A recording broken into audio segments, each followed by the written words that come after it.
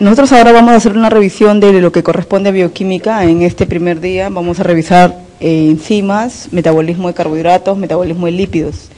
En el segundo día, que corresponde, bueno, al curso de parte en dos momentos, ¿no? Vamos a revisar metabolismo de proteínas, metabolismo de nucleótidos, vitaminas y algo de oligoelementos, ¿no? Entonces, empezamos. Entonces, cuando hablamos de enzimas, iniciamos ya mencionando que las enzimas son biocatalizadores de naturaleza proteica. Estas enzimas se caracterizan por presentar en su estructura un sitio activo que va a ser reconocido por un sustrato y casualmente son altamente específicas ya por ese sitio activo. Su mecanismo de acción está mediado por la capacidad de formar un complejo enzima-sustrato, que tiene sustrato-enzima, ¿no? También se caracteriza de que en el mecanismo de acción, una vez que ya se realizó la reacción enzimática, el sustrato prácticamente se transforma en producto, pero la enzima se recupera.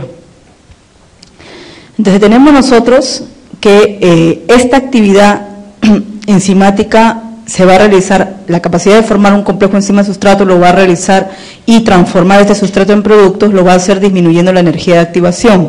Lo que significa es que no requiere una alta energía equivalente en joules para poder hacer esa transformación. La cinética enzimática o el mecanismo de acción de las enzimas para transformar un sustrato en producto va a estar mediado por algunos factores que van a influir en que la actividad de la enzima sea alta o sea baja o sea media. Tenemos para esto la temperatura. En sí, en el organismo, la temperatura metabólicamente debe ser 37 grados para todas las enzimas. También habrá un pH específico para cada ubicación en la cual va a actuar la enzima. Acuérdate que en la boca hay un tipo de pH, en el estómago hay un tipo de pH, a nivel intestinal hay un tipo de pH, en la vagina hay un tipo de pH, etcétera. Asimismo, habrán inhibidores que van a retardar la actividad de la enzima o simplemente la van a anular.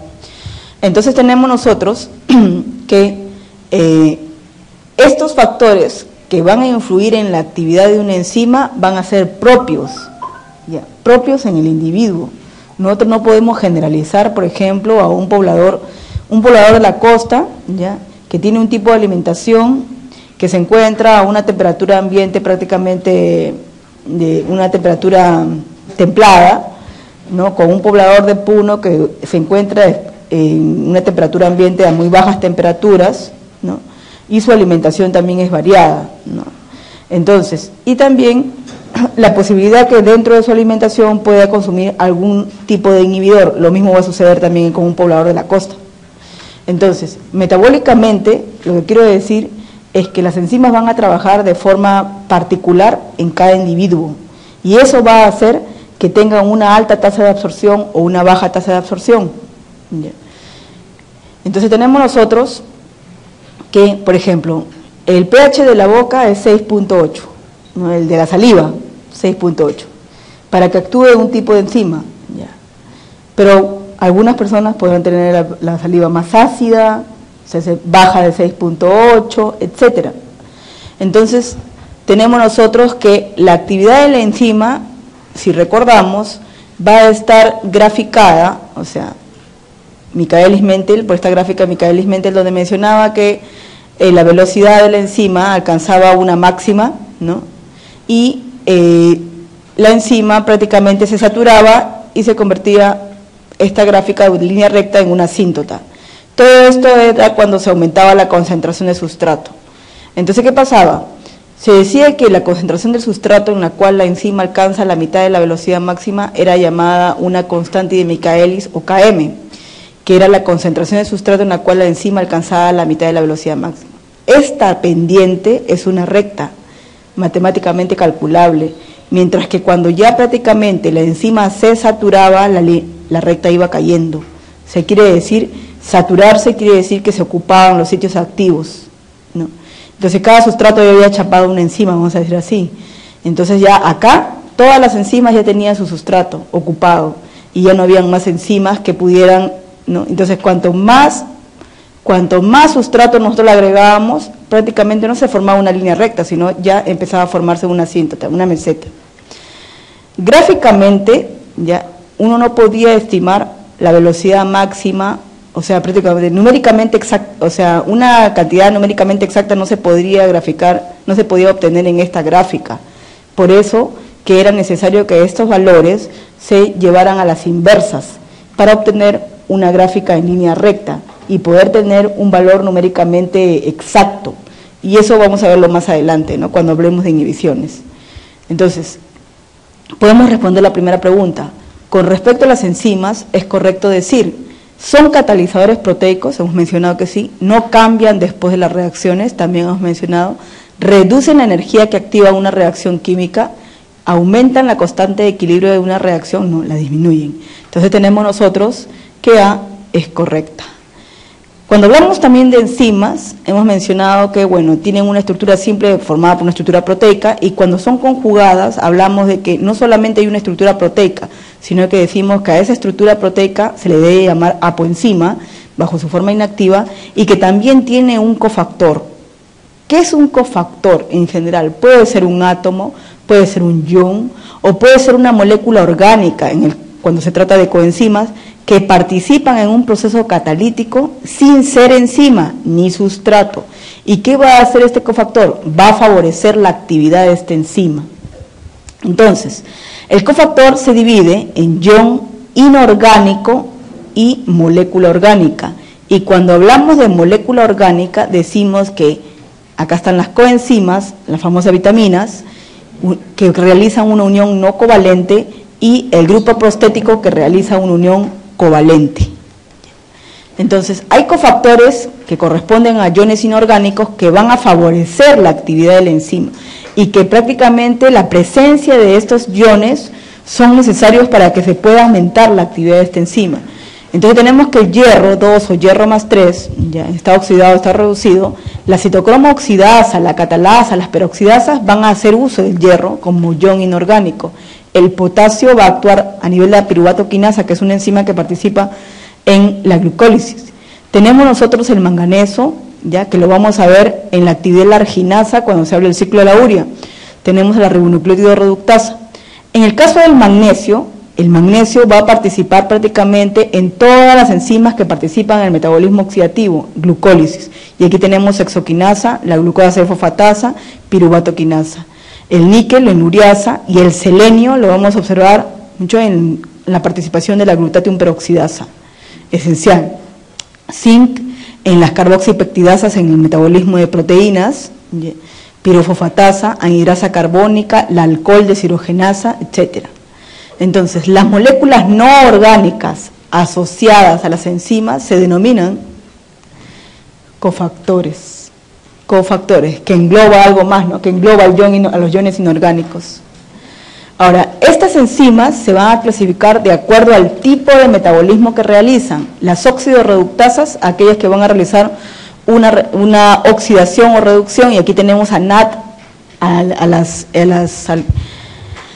la participación, vamos a ver nosotros en la participación de NAT y FAT en procesos de oxidación, y vamos a ver en el cual cómo actúan estas enzimas óxido-reductasas, las transferasas, ¿ya?, que transfieren un grupo funcional, las hidrolasas que requieren una molécula de agua para romper un enlace, y así tenemos a las liasas, las isomerasas y las ligasas.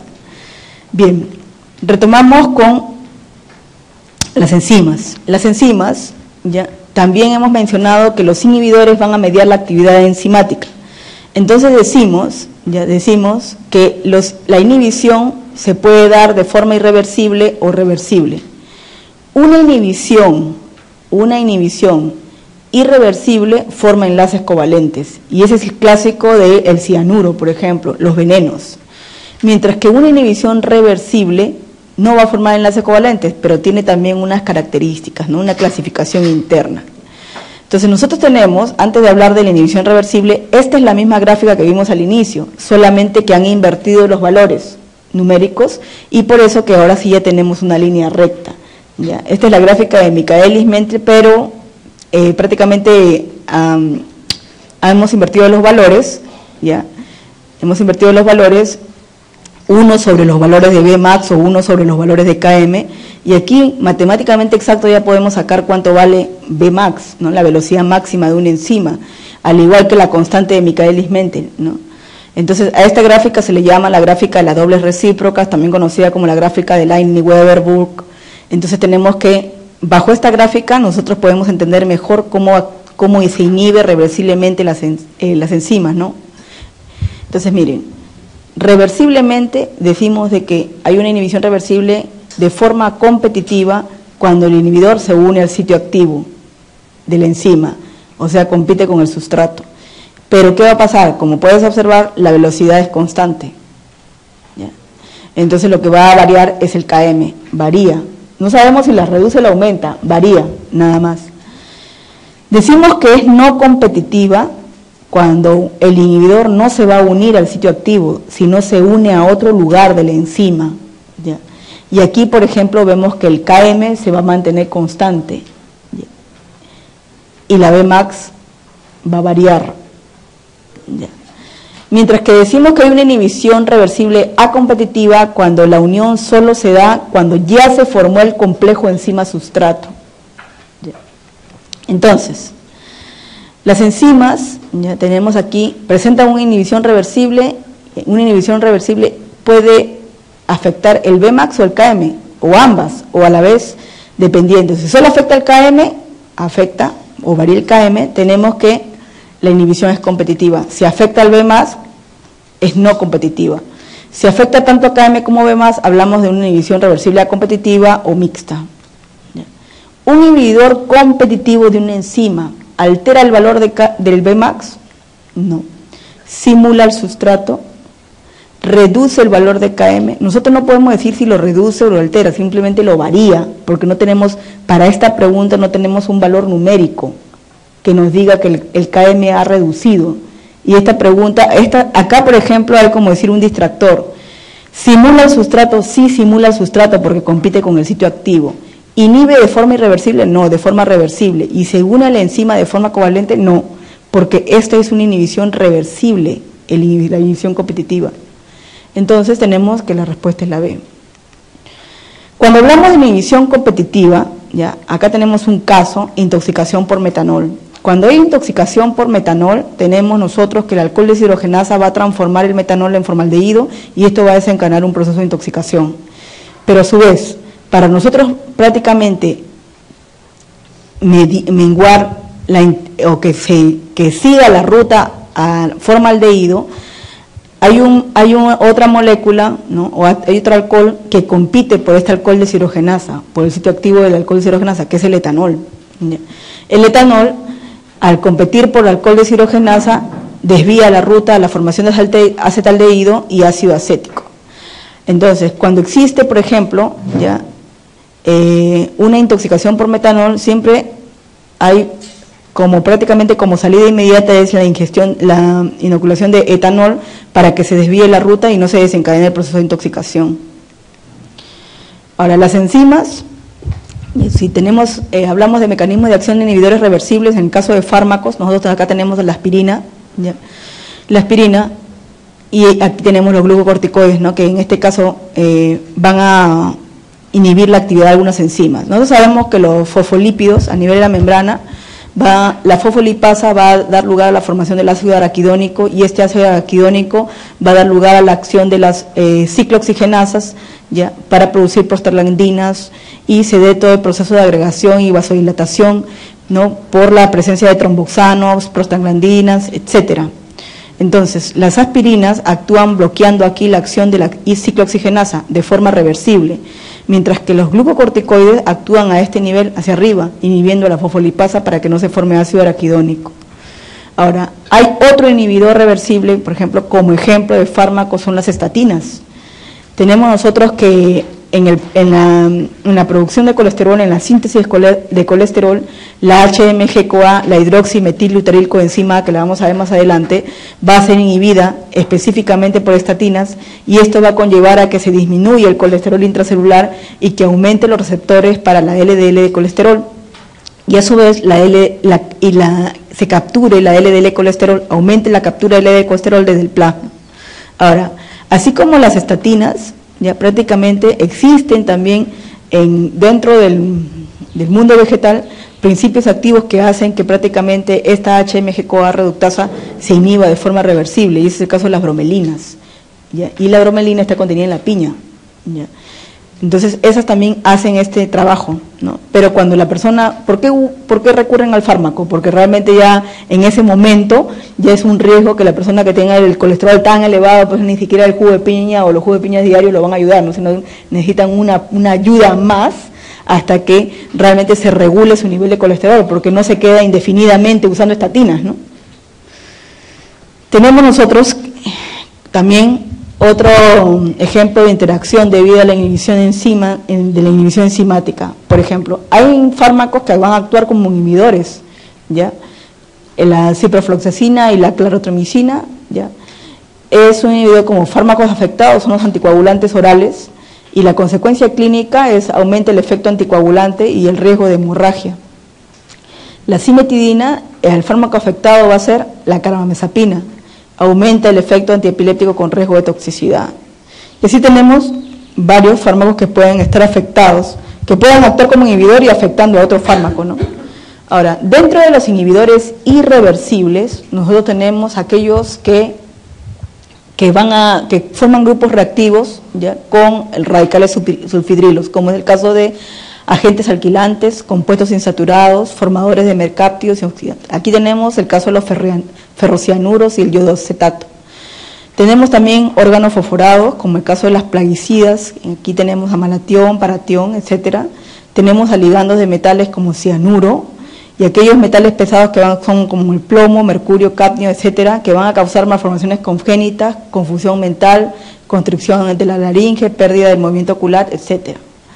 Ahora, las enzimas también actúan en la defensa antioxidante. Aquí tenemos nosotros que en la mitocondria, en la cadena transportadora, en la cadena respiratoria, hay un sistema, el PEC 450, reductasa, en la que van a actuar, por ejemplo, nosotros tenemos que el oxígeno, ¿ya?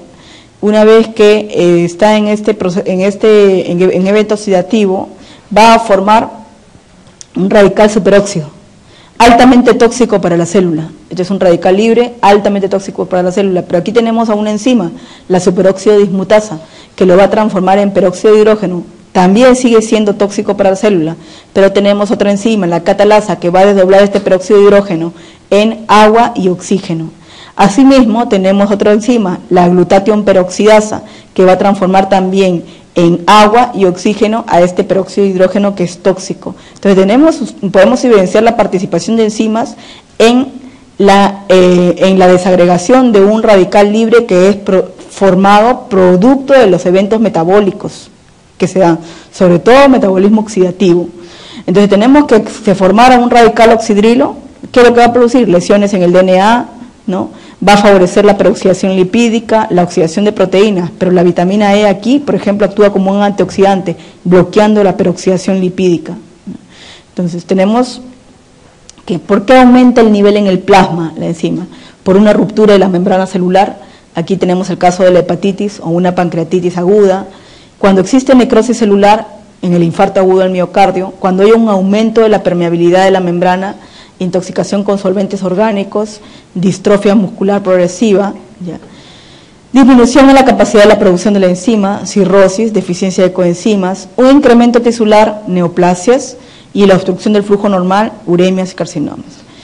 ¿Cómo se clasifican las enzimas? Se clasifican como enzimas funcionales, llamadas también plasmoespecíficas, y enzimas no funcionales, plasmo no específicas.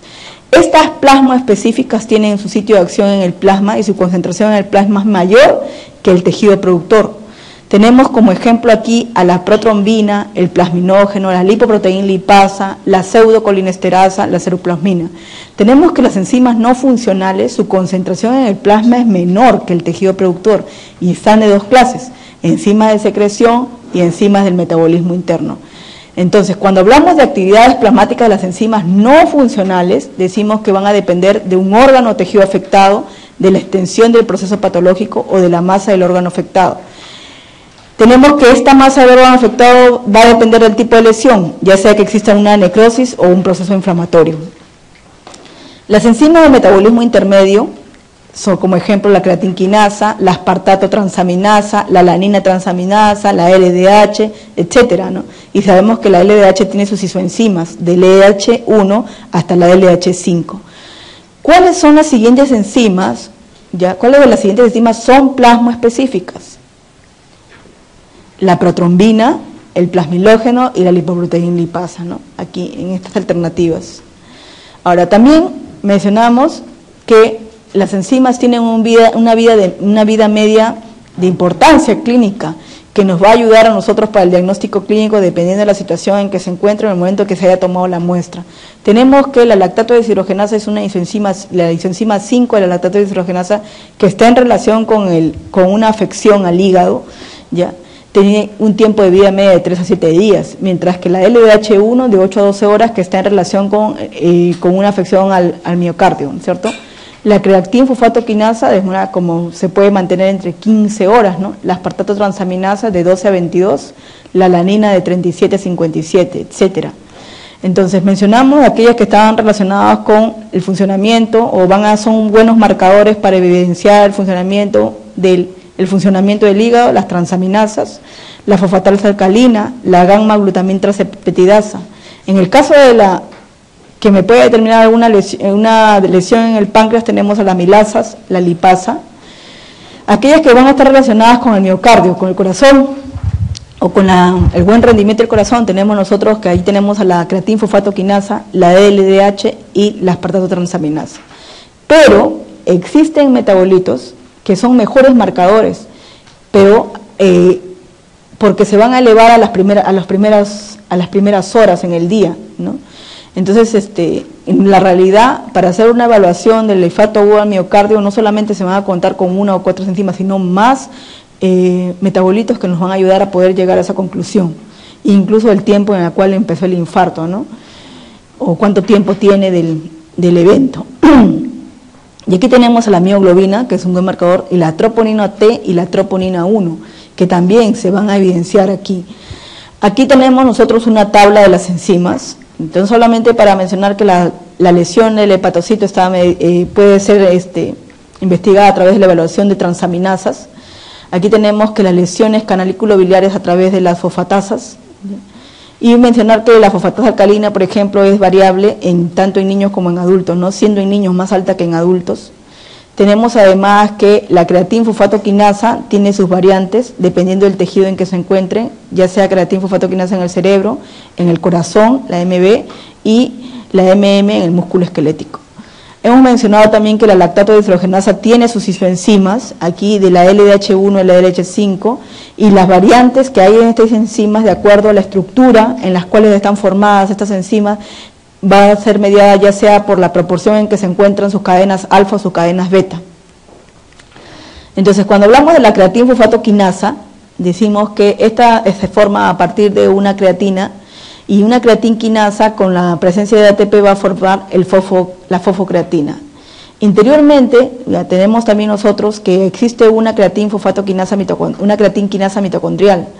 Tenemos que dentro de la célula, a nivel de la mitocondria, la creatina puede ser transformada a fosfocreatina, o sea, esta molécula puede fosforilarse con la presencia de una molécula de ATP.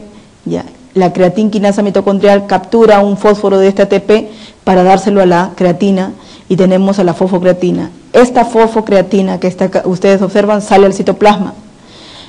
Una vez en el citoplasma debe soltar el fósforo y dárselo a una molécula de ADP.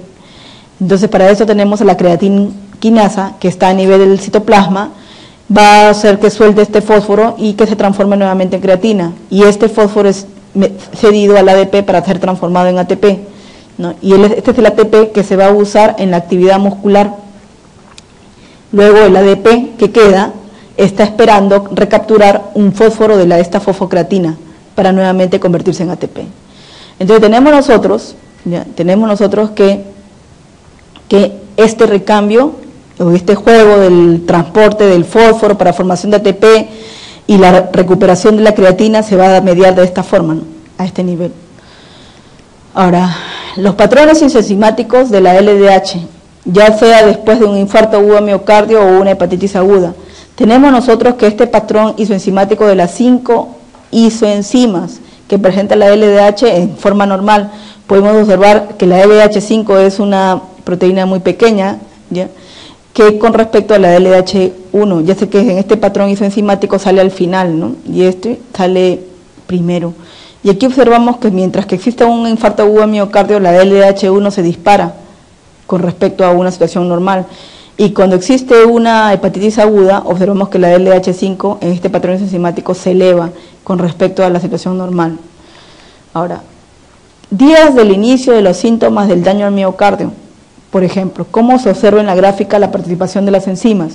Habíamos mencionado que la creatina, ¿no?, la LDH, inclusive la aspartato transaminasa, también son identificadas en este evento de un infarto agudo de miocardio, pero en la actualidad la aspartato transaminasa no es tan considerada como un buen marcador ya, porque hay algunos elementos, dependiendo, que se van a disparar o se van a mantener y que sirven para evaluar y que se va a mantener en días incluso, días después del inicio de los síntomas.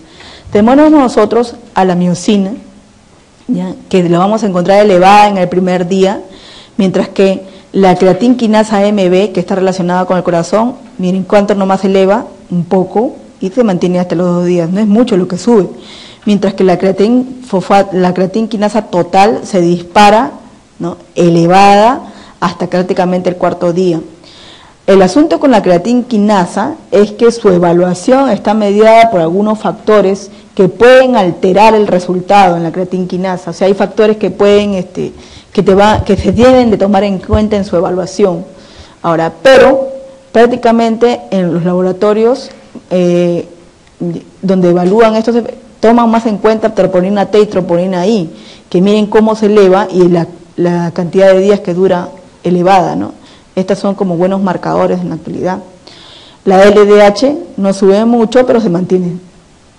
Entonces, tenemos nosotros que hay una tabla horaria en el daño mayor, en el daño del miocardio mayor, o daño, y aquí tenemos la troponina I, que te va a durar entre 12 y 22 horas, ¿no?, y la troponina T entre 10 y 14 días, perdón, 10 y 14 días, acá la troponina I, perdón, 7 y 9 días, ¿ya?, y aquí está, que vendría a ser un buen marcador de 10 a 14 días.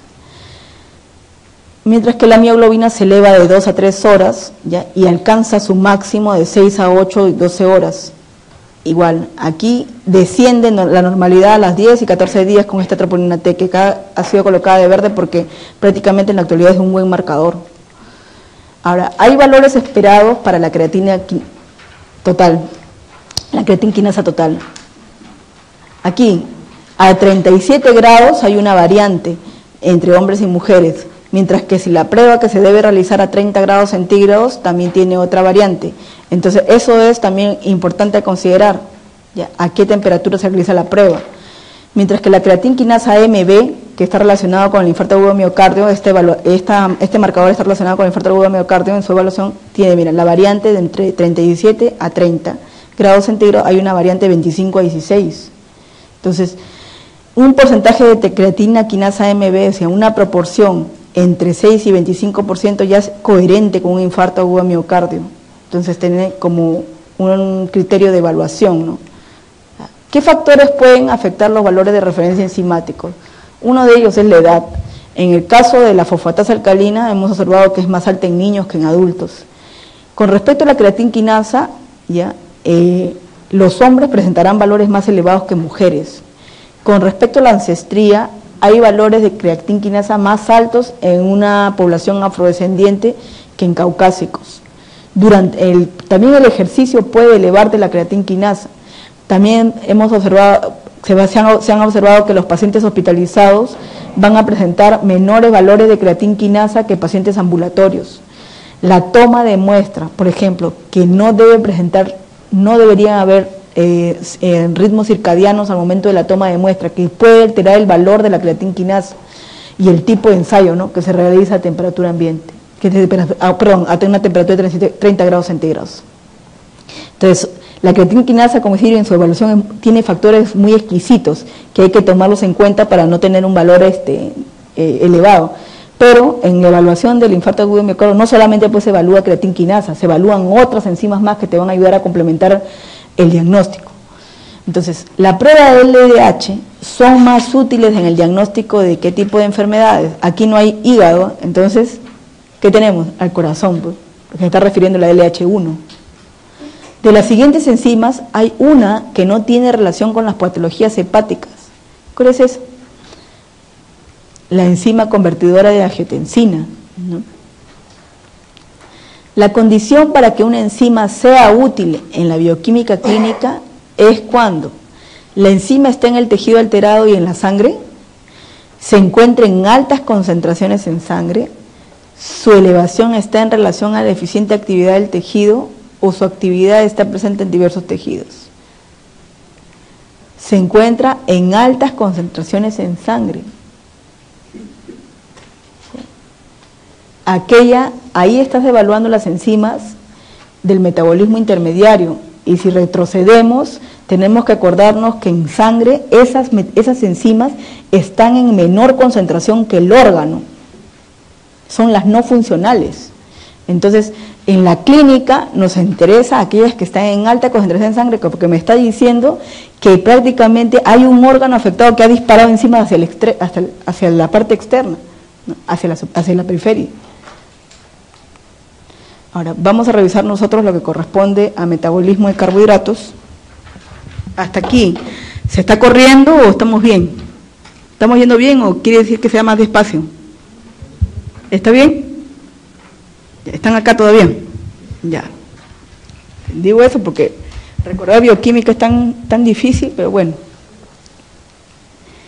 Para los que han llevado, hay algunos que sí, tal vez ni han llevado, no sabemos, pero bueno. Vamos a revisar metabolismo de carbohidratos. Cuando nosotros hablamos de metabolismo de carbohidratos, tenemos que decir qué pasa cuando consumimos unas moléculas o un alimento que va a contener almidón, ¿no? El almidón es una sustancia de reserva vegetal. Y debemos mencionar también que nosotros no solamente consumimos como polisacárido el almidón, también consumimos nosotros glucógeno. A ver, ¿en qué momento consumimos? Cuando comemos carne, pues. Carne tiene glucógeno, las carnes rojas tienen glucógeno. Pero en este caso nosotros nos vamos a referir aquí al metabolismo del almidón, ¿ya? Entonces nosotros tenemos acá que el almidón, ¿ya? Este almidón va a estar formado por unidades de glucosa, y si ustedes observan, ¿ya? Hay uniones, ¿ya? Hay enlaces alfa 1-4 que son digeribles, y hay enlaces de puntos de ramificación que no son digeribles en la boca, ¿ya? En la boca todo enlace de alfa 1,4 es digerible, pero que aquellos enlaces que están en los puntos de ramificación no son digeribles en la boca. Entonces, para ello tenemos nosotros que en la saliva hay un pH de 6.8, ¿ya? Y que va a favorecer la actividad de esta enzima, la amilasa. ¿Qué va a hacer? Va a romper enlaces alfa 1-4. Esta amilasa, cuando actúa rompiendo como una tijera, va a dar productos como maltosas, maltotriosas, dextrinas límites, etc. Estas dextrinas tienen punto de ramificación. Entonces, todo esto que está acá, ¿ya? Se mastica, estamos en la masticación, se forma, va en el bolo alimenticio, baja, queda a nivel del estómago, ya cambió el pH, por lo tanto esta enzima ya se inactivó, y vamos aquí al duodeno. A nivel del duodeno, el páncreas secretará otra enzima, la amilasa pancreática. Esa romperá esos puntos de ramificación que hemos observado aquí, ya romperá los enlaces alfa 1,6 y lo va a hacer a otro pH, a un pH de 8, rompe a este nivel. Además, entonces romperá estos enlaces. Y además tenemos nosotros que a nivel del duodeno, las disacaridasas, o sea, en este caso la maltasa, la sacarasa, la lactasa, ¿no? Las dextrinasas, seguirán rompiendo enlaces, ¿ya? Que van quedando. ¿Para qué?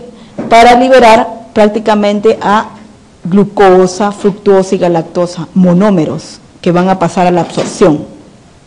Entonces, ¿en qué momento nosotros ya, ustedes en la mañana qué han consumido, por ejemplo? ¿Qué consumió usted, señorita? Pan, ya, pan, rápido nomás, pan, almidón. ¿Qué más? ¿Quién ha consumido fruta? Y usted, fruta, ya. Ahí tiene su fructuosa que no ha pasado por ningún proceso de digestión, de frente llegó acá. El que ha, por ejemplo, la persona que ha azucarado su leche, su café, de frente de su sacarosa llegó acá, a este nivel, a nivel del duodeno, y aquí va a pasar su sacarasa, romperá ese enlace y va a llegar acá. Ya. O sea, no hace mucho proceso. El que endulza, los dulces sintéticos no son tan complejos como el almidón. Entonces no requieren estar rompiendo enlaces. Entonces de frente van a nivel intestinal, entonces ahí las disacaridasas empiezan a romper el único enlace que hay y te liberan aquí. ¿Ya? En el caso del almidón, el almidón tiene dos estructuras. Una estructura lineal, ¿ya? Que ustedes la van a ver, que una estructura así lineal, que solamente tiene enlaces alfa 1,4, y una estructura más ramificada que tiene enlaces alfa 1,6. Entonces, si un almidón tiene en su composición, o si un alimento, ¿no?, que contiene almidón, tiene en su composición mayor estructura de puntos de ramificación, o sea, tiene mayor amilopectina, entonces ese almidón se va a demorar más en digerir, su tiempo de digestión va a tardar, porque hay que romper todos esos enlaces alfa 1,6 que tiene. Entonces, en los alimentos hay almidones que tienen mayor cantidad de puntos de ramificación y algunos que no tienen mucha cantidad de puntos de ramificación. Entonces, cuando ustedes han escuchado, siempre dicen, ¿qué es mejor comer? ¿Me como la papa o como el arroz? O dice, yo no quiero arroz, quiero papa. Entonces, ¿por qué? A ver, ¿en qué criterio está la elección de papa o el arroz? Es en función a la composición de la amilopectina del almidón. La papa tiene más amilopectina que el arroz. Entonces la papa va a demorar más en romper estos enlaces.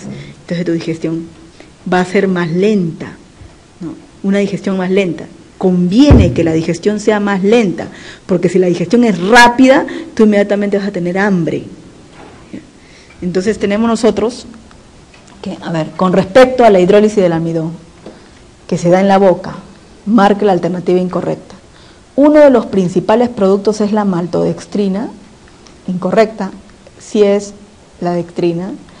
La alfa-amilasa hidroliza el 15% del almidón, la enzima actúa a un pH casi neutro de 6.8, la enzima hidroliza los enlaces alfa 1,6, esta no lo hace, ¿no? Y requiere iones cloruro, sí requiere. Ion cloruro es un activador de la amilasa. Acá hay un error, la E es correcta, o sea, al momento de mover la pregunta se ha cambiado. La alternativa correcta es la D. Entonces, repasando, tenemos en la digestión de carbohidratos, polisacáridos, ¿ya?, que vamos a consumir en el caso del almidón, que a nivel de la saliva y el jugo pancreático, las amilasas van a actuar para dar lugar a la formación de dextrinas, maltotriosas y maltosas. Los disacáridos que puedes haber consumido, la leche, lactosa, está acá, la maltosa, la sacarosa.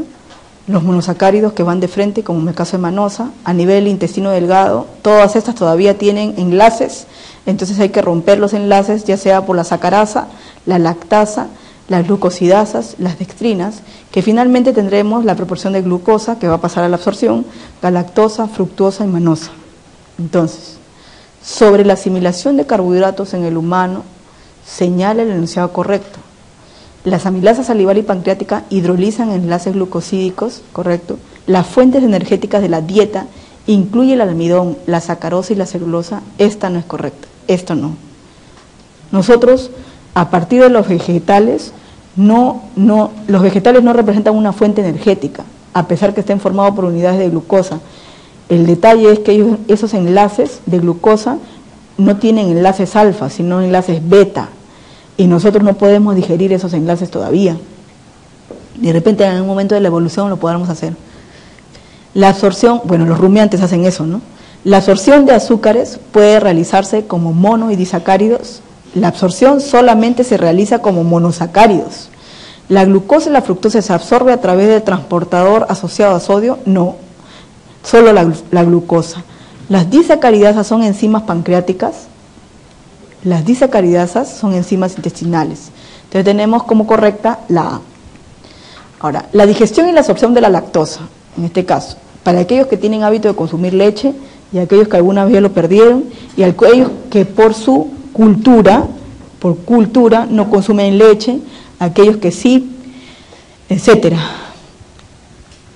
O aquellos que hayan sido desfavorecidos de la absorción de la lactosa por un proceso de parasitosis, yardiasis, y ahí ya están afectados ya. Mira, antes de empezar, la yardiasis lo que hace es barrerse todo este borde del cepillo que tienen acá. Entonces el proceso de recuperación, el proceso de absorción en esos niños que han sufrido yardiasis es un poco lenta, porque ha sido destruido todo esto. Entonces ellos tienen problemas de absorción, ¿no? Y su recuperación también es lenta. Tenemos aquí que la lactosa que se consume a nivel del borde del cepillo va a ser digerida por lactasa y floricina hidroxilasa. Entonces, como consecuencia, tenemos que se va a formar galactosa y glucosa. Estas tienen que entrar al enterocito dentro de la célula y lo van a hacer asociados a sodio. Y una vez que han ingresado por un transporte activo, luego la galactosa y la glucosa salen de la célula al ser transportados por la sangre. Entonces tenemos a todos los tejidos que lo están requiriendo y vamos a ver eso más adelante cómo sucede. Luego tenemos nosotros que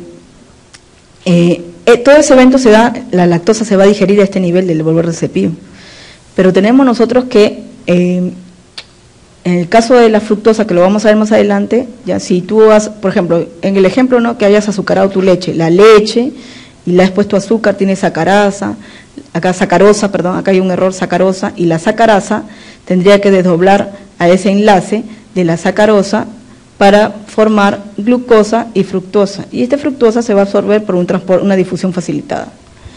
Entonces, cuando existe una intolerancia a la lactosa, tenemos que esta lactosa no puede ser digerida a nivel del borde del cepillo, y va a ser digerida por las bacterias, produciendo ácidos orgánicos, gas, agua, y como consecuencia los síntomas de la intolerancia a la lactosa. La absorción intestinal de los carbohidratos se va a dar por tres principales clases de transporte de azúcares. Uno de ellos es el mecanismo facilitado, que se va a dar en eritrocitos. El siguiente es un sistema sensible a hormonas, que lo vamos a observar en músculo y en el tejido adiposo. Y otro es el sistema de transporte acoplado a sodio, que se observa en intestino y tejidos renales. Entonces, si tenemos aquí a la membrana, tenemos que el transportador de azúcar es una proteína que atraviesa hasta 7 veces la membrana, ya es una proteína llamada GLUT, pero los GLUT se caracterizan en el tejido en que se encuentran. Entonces, para eso están descritos alrededor de 12 familias de GLUTs, tenemos aquí a 10, y tenemos que, por ejemplo, el GLUT1 transporta glucosa y galactosa. ¿Y dónde está localizado? En eritrocitos, en el cerebro, en neuronas, ¿no? Y su deficiencia de este transportador está relacionado con el síndrome de deficiencia del transporte de glucosa tipo 1. Ahora, tenemos acá GLUT4. Este es un transportador hormona dependiente. ¿Por qué? Porque requiere que la insulina llegue a su receptor para que este GLUT4 funcione. Entonces ¿quién transporta? Glucosa. ¿Y dónde se localiza este GLUT? En tejidos sensibles a insulinas, como linfocitos. ¿Y cuáles son los tejidos sensibles a insulina? Músculo y tejido adiposo. Entonces, este GLUT está relacionado con diabetes tipo 2, ¿no? Prácticamente una enfermedad relacionada es diabetes tipo 2. Aquí tenemos nosotros el GLUT5, ¿ya? El GLUT5 que realiza un transporte facilitado para la fructuosa. Se encuentra a nivel del intestino delgado, testículo y riñón. Y aquí algunas células cancerígenas están relacionadas con la afección de este GLUT, ¿no? Y así están descritos para diferentes tipos de tejido. Entonces, podemos observar cómo se da la absorción de monosacáridos en el enterocito. Este es el enterocito, y aquí a nivel del enterocito existen transportadores que van a favorecer el ingreso de estos monosacáridos, como el caso de la galactosa, glucosa y fructosa. En el caso de la glucosa y la galactosa, ya glucosa y galactosa a nivel enterocito, tenemos que existe un transportador que va a depender de sodio, ¿ya? Y ese transportador dependiente de sodio se le denomina SGLT1, dependiendo si está en el enterocito, o SGLT2 si está en células renales. Entonces tenemos que una vez que la glucosa y la galactosa ya ingresaron, el sodio tiene que salir del enterocito por intercambio de potasio, y lo va a hacer con el requerimiento de ATP, lo va a hacer a través de una bomba de sodio y potasio. Mientras que la fructosa va a ingresar el enterocito por prácticamente un transporte facilitado, no requiere sodio, ingresa. Una vez que la fructosa y la galactosa están ahí, ya tienen que salir a través, no se arregla eso tiene que salir a través de otro GLUT2 que se va al torrente sanguíneo. ¿De qué forma entonces se absorbe la fructosa? Por una difusión facilitada.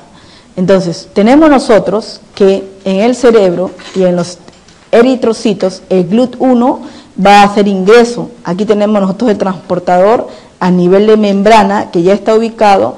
Una vez que la glucosa ingresa, sufre un cambio conformacional este transportador, que es una proteína, abriéndose hacia adentro y permitiendo que la glucosa ingrese. Mientras que aquellos que dependen de sodio, tenemos que a nivel del riñón, SGLT2, a nivel de las células intestinales, SGLT1, tenemos que la glucosa va a ingresar como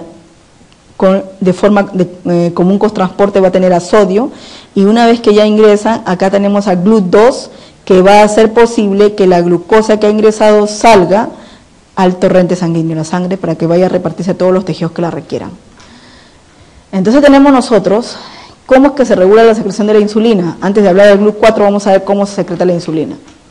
Una vez que a nivel del GLUT2, este tejido, esta es una célula beta del páncreas, ha ingresado la glucosa a una célula, entonces esta glucosa va a ser prácticamente fosforilada por una glucoquinasa a glucosa 6-fosfato. Esta glucosa 6-fosfato, tenemos que va a continuar la glucólisis y como consecuencia habrá la formación de piruvato, luego acetilcoenzima, que vamos a ver en más detalle más adelante, ¿ya? Pero se da el ciclo de Krebs y aquí la fosforilación oxidativa y la formación de ATP. Este incremento en la formación de ATP, lo que va a hacer es este ATP bloquear la salida de potasio. Y al bloquear el canal de potasio, prácticamente se despolariza la membrana. Al despolarizar la membrana, ya, se aperturan otros canales, como es el caso del calcio, que es sensible a voltaje acá. Entonces el calcio entra e incrementa su concentración, haciendo que las vesículas o los gránulos que contienen la insulina emerjan por exocitosis a nivel de la membrana y vayan al torrente sanguíneo. Entonces, esa insulina que ya ustedes ven acá, llega a nivel de su receptor, desata un evento de reacciones, ¿ya? Y va a hacer que el GLUT4 que se encontraba dentro de una vesícula emerja a nivel de membrana y permita que la glucosa ingrese. Entonces, si hay un error a nivel del receptor de insulina o hay una resistencia a la insulina, obviamente esto no se va a poder dar y obviamente el GLUT4 no podrá salir a nivel de la membrana y no permitirá que la glucosa ingrese a esos dos tipos de tejido adiposo y tejido muscular. Ese mismo efecto que tiene la insulina al llegar a su receptor y desencadenar estos eventos que favorecen que el GLUT4 emerja a nivel de membrana, lo tiene también la adrenalina cuando llega a su receptor, o la epinefrina cuando llega a su receptor, cuando se hace ejercicio. Entonces desata un evento de quinasas para favorecer que el GLUT4 emerja a nivel de membrana y así la glucosa puede ingresar. Entonces, por esa razón, aquellos que ya tienen su predisposición a la diabetes o su predisposición a la resistencia a la insulina, y si no la tienen, algún día la van a tener, entonces hay que hacer ejercicio para que ayude a este GLUT4 a salir. El GLUT que se activa por acción de la insulina, ¿cuál es? El 4, ¿no? ¿Y se localiza dónde? Músculo y adipocitos. La diabetes tipo 2 está muy relacionada a ¿qué? Falla la producción de la insulina, mala estructura de la insulina, sedentarismo e hipoxia, alteración de los receptores insulínicos o alteración del páncreas de células alfa. Alteración de los receptores insulínicos. El problema es allí a nivel del receptor que causa resistencia. Entonces tenemos alimentos de bajo índice glicémico, alimentos con alto índice glicémico. Aquellos que tienen un bajo índice glicémico, lo vemos en las verduras, ensalada, carbohidratos, su digestión y absorción va a ser lenta, la glucosa. Y aquí esta glucosa va a ingresar a todas las células que van a contener GLUT1, luego la glucosa va a pasar a hacer glucólisis para generar energía y biosíntesis. Un alto índice glicémico, carbohidratos, pan, patatas, entonces su digestión y absorción va a ser más rápida. Y aquí tenemos ahí que se va a dar una alta concentración de glucosa, esta glucosa tiene que repartirse, pero también esta alta concentración de glucosa va a favorecer que segregue la insulina, ¿ya? Entonces esta insulina ya sabe que va a actuar a nivel del receptor de tejido adiposo y tejido muscular y va a favorecer que este GLUT4 permite el ingreso de la glucosa, puede permitir el ingreso de la glucosa, y en el caso de un tejido adiposo, esta glucosa va a pasar a la síntesis de ácidos grasos, especialmente en personas sedentarias, y en el músculo va a pasar a almacenarse bajo la forma de glucógeno.